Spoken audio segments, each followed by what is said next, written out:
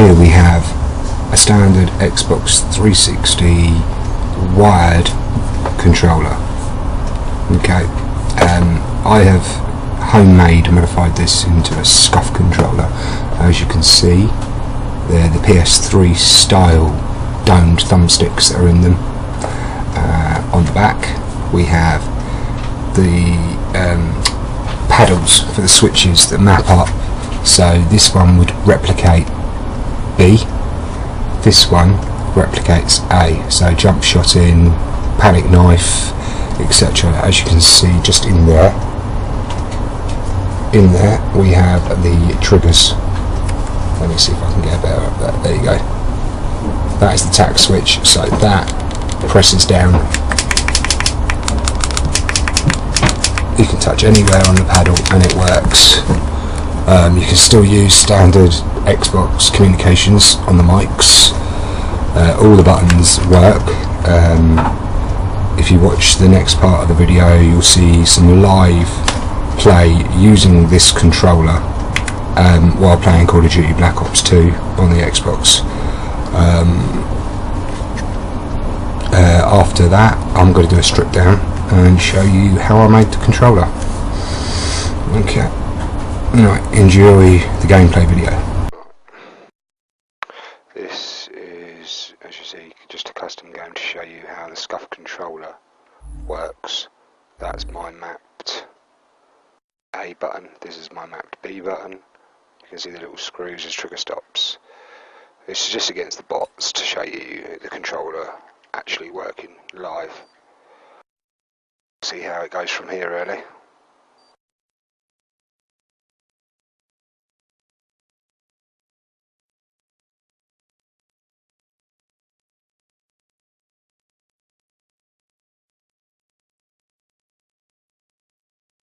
Free for all.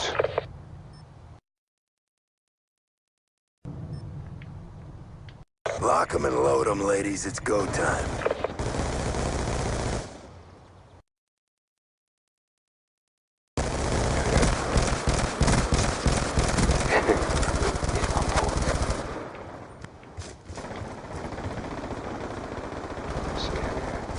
I mean, this is against bots and I die.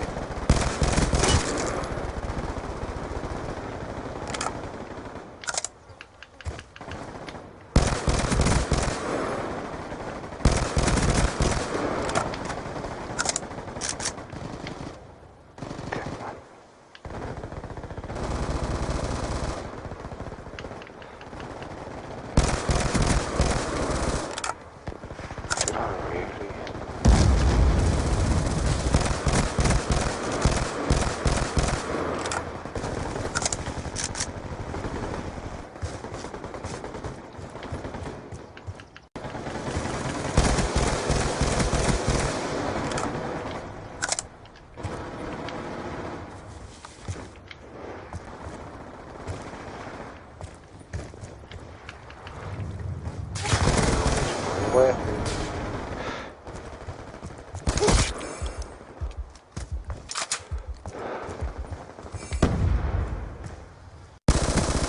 Hellstorm missile on standby. Obviously, this is just showing you it works. Stab, B, jump. Gets you around those corners just a little bit quicker. Stealth chopper awaiting orders.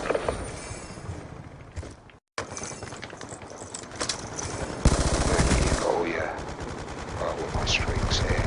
It's up to 30, it's only a box standard one. Stealth chopper inbound. Achilles 1-1, ready for tasking. Achilles 1-1, we have eyes on.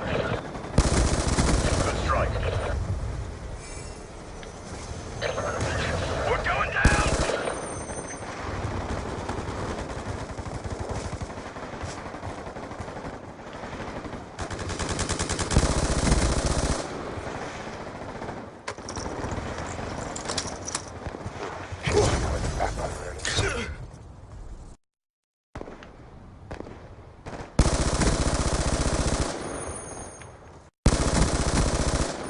K9 unit on standby.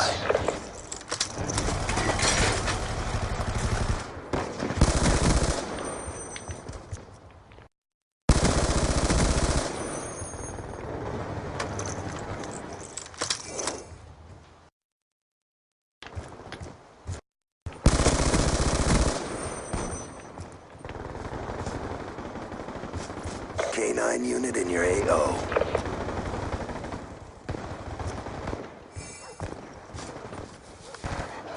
Yeah, Hellstorm to so this is Friendly Hellstorm missile inbound.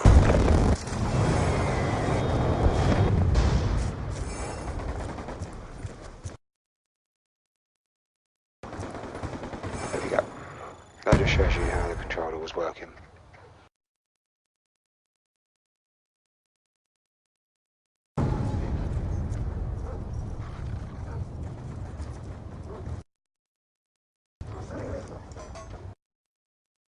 Hopefully that shows you that. Stay tuned for the next part of the video that shows how to make one, really.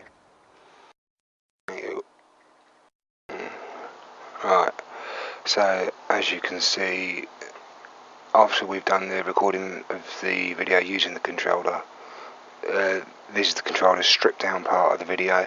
I'm redoing a voiceover over this because the original video audio mucked up, so things that I say may not be in sync, but gonna give it a go anyway.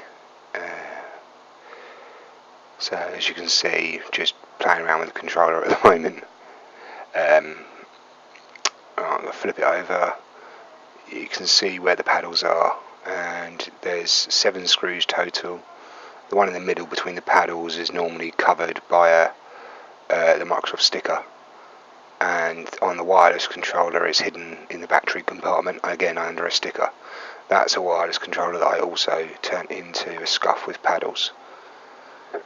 Difference between the two is you need a torque 8 hex bit with a divot hole in the top of it to open up a wireless controller. I don't have one, so when I did mine I was using a flathead screwdriver, a mini flathead screwdriver to do it. This one is just a regular small Phillips screwdriver.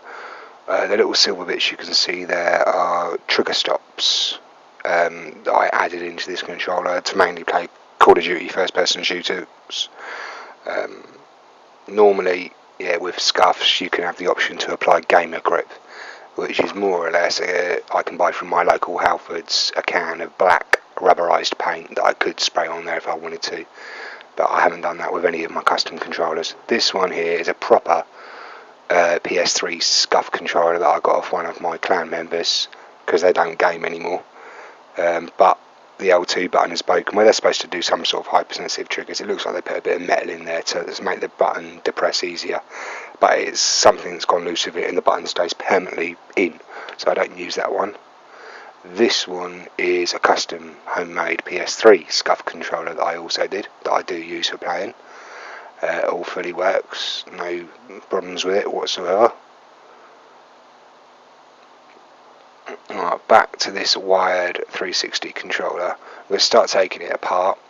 Video is going to be sped up for this, so just to get it done quicker.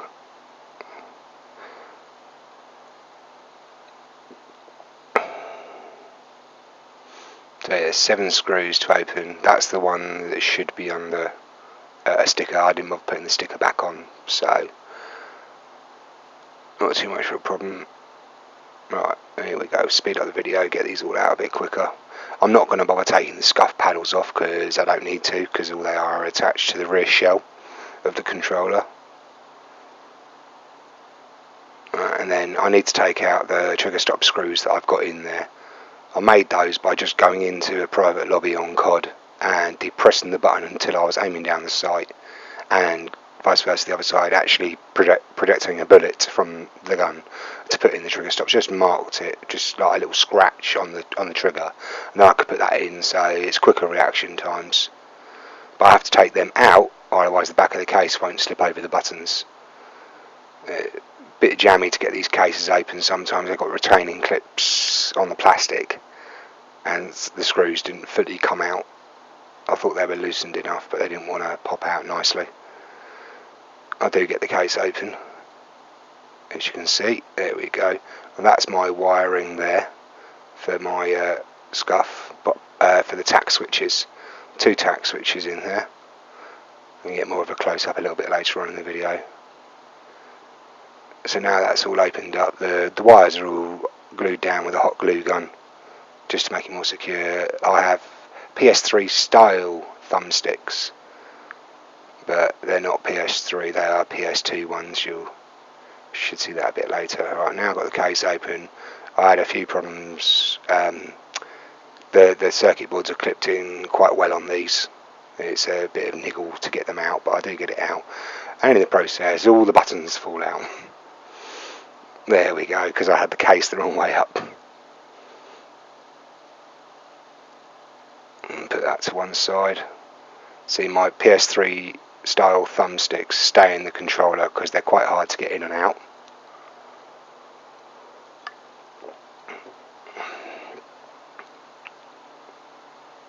And I'm just having a play with the buttons there. And as you can see, right, this is now, I'm just getting out one of the thumbsticks, I believe. Yeah, they're a bit iffy to get out because they're from a PS2 controller, because I found a problem with regular PS3 thumbsticks trying to put them in an Xbox controller. I found they were sticking, and I'll show you, as you can see on the video, in a sec. Right, just digging out a couple of other thumbsticks to show you from my little custom controller toolkit that I have of all sorts. Spare components, this, that and the other, from previously damaged controllers. That little circuit board I just put there is from an old broken PS3 controller that I added in.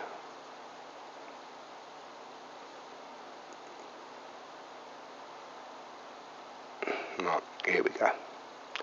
Right, as you can see now, that is the right sort of connection. As you can see, that is an Xbox and a PS2 style sticks. If I show you, there's the Xbox one, the originals, and the one again next to it is the PS2 one.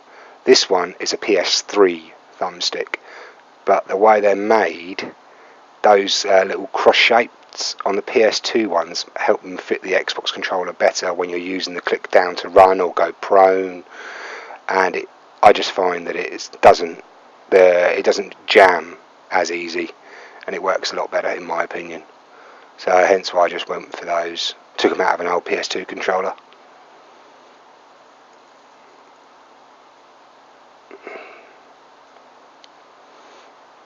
No, I'm just putting that back in the case, so I know it's in the case, because they're a little bit wider on the actual domes in the PS3 ones. They're a bit tougher to get into the Xbox, into the hole where the thumbsticks slip through, just for reconnecting it all up. So I'm just going to put all the buttons back in the front of the case, and make it easier for putting it back together.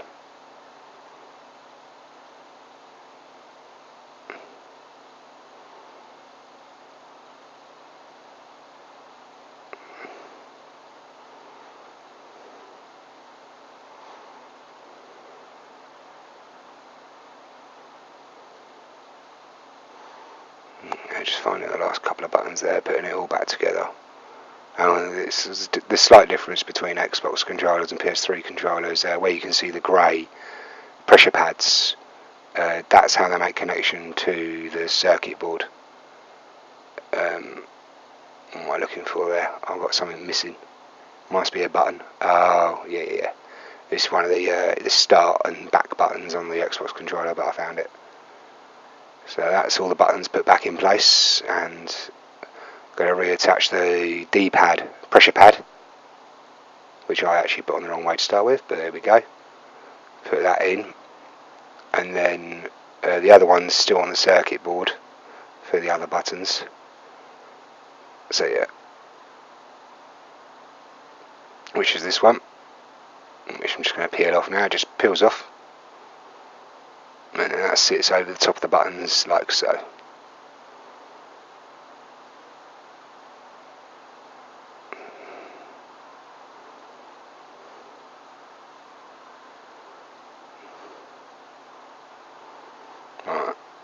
Now back to the main circuit board. Here we go. Here's a close-up for the wiring for creating a custom xBox Scuf controller. And you can see the pressure pads are in two parts, the little black parts that are just here. So the one with the black wires here that my finger's next to is the A button, and then the button to the right and below is the B button. So I've got black and grey wires just so I didn't confuse the wires going back to the tack switches. So all I do is scrape a little bit of that black away with a Stanley blade or a craft knife, just a little bit, so there's enough of the copper exposed to solder the wires down to, and they've got to be really thin wires. They've got to be flat so the pressure pads aren't in the way. And then I wrapped it around to the back of the circuit board, hot glued it in place, attached it to the tack switches with solder, glued them in place after drilling the holes in the case for the right tack switches. I got my tack switches from Maplin, local for me in the UK. I know US guys probably use Radio Shack. But yeah, it's all glued so the wires stay relatively out of the way. They don't cause any damage or get in the way of the controller. Controller goes nice together. Now I sped the video up again and stuff to putting it all back together. You saw it being taken apart. So now I'm just putting my trigger stop screws back in, and then we're going to test it to make sure the controller works. After I've stripped it all out and put it back together again. And as you can see, it's just turned on my xBox and it's all lighting up, and it'll go to player 1. It loads up Call of Duty and it responds immediately.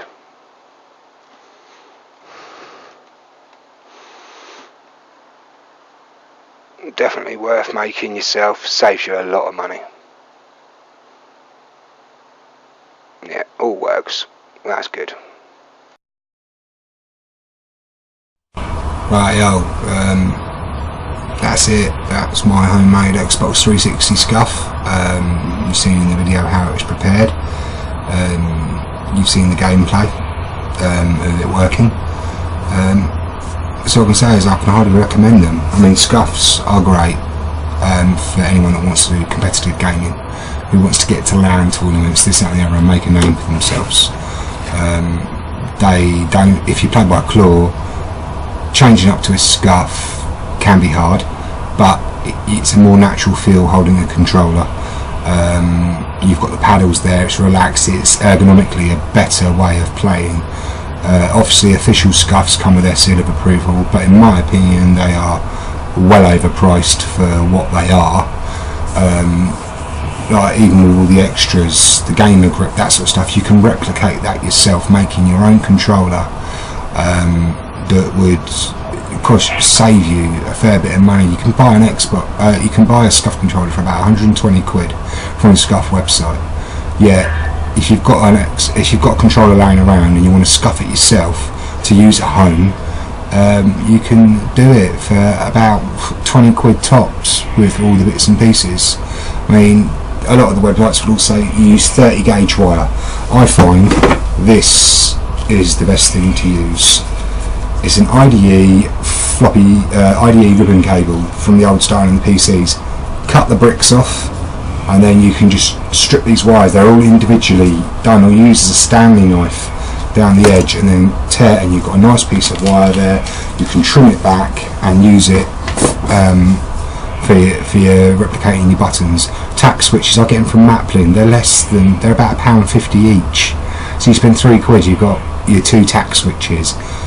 For paddles, you can use pretty much any hard durable plastic that you can cut into shape. When I first started making them, I used lawnmower strimmer blades from my local Wilkinson. You can cut them really easy with a pair of wire cutters and just put a light sandpaper on them to shape them up, and they work better. Original Scufs, their paddles are not greatly made because they do break after a time quite easy. You can find something else that you can use laying around your house that's a bit of plastic you can cut up. Other than that, you can save yourself a lot of money. Obviously, no, they can't be used legally in any form of competition anywhere in the world like a Scuf can. But if you're willing to shell out money on a Scuf, to use at competitions, get the case, keep it stored, make a homemade Scuf to do your playing at home with, and then use your proper Scuf at tournaments. There's going to be no difference in the controller necessarily switching over, because Scufs do not last when you're using them in general wear and tear. You have to send off for replacement paddles, this, that and the other. The stickers fall off quite easy, and then the controller's completely void because of the type of seal of approval stickers they use. But I mean, a Scuf, I would recommend a Scuf if you're a competitive gamer to take to tournaments, because you can't play on a regular controller. But this is a cheap alternative. When you're playing at home, you can use a homemade Scuf. Job's done. I do endorse the use of Scufs. Let me make that. I'm not trying to discourage anyone from buying a Scuf if you're a full-on competitive gamer. All I'm saying is, to save yourself some money and you've got a spare controller, you could do a homemade Scuf that improves your gameplay. Even if you don't want to go to competition, make a homemade Scuf and you will get a quicker response over your opponents when playing online Call of Duty games. That's enough for this video. Hope you enjoyed watching it. Subscribe for other videos. I should hopefully have my live stream settings all kicked back up. As you can notice from this video, I am having problems with setting all my equipment up to sync correctly, audio levels and things like that. But hopefully, give me a few days and I'll get all that cracked and I'll get on with my live streams. I'm going to try to make some more gaming videos for you too on my channel. With live comms, just tell me what you want in the description and I'll try to do it. Thank you. See you later.